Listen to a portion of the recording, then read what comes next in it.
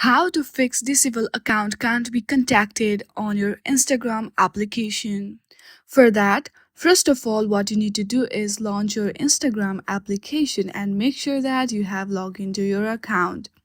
Now, in this video, I will show you a demo. Simply go through the user that is disabled, then hit on their profile name from the top. Once you are on their profile page, you will see three dots.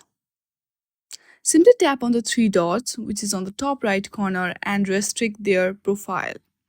Once you restrict them, wait for a minute and again go through their profile and again simply hit on the three dots and again do unrestrict their profile.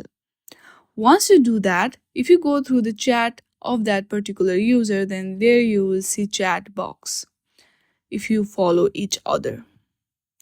I hope you like this video. If you like this video, then please do not forget to like and subscribe to our channel. Thank you for watching.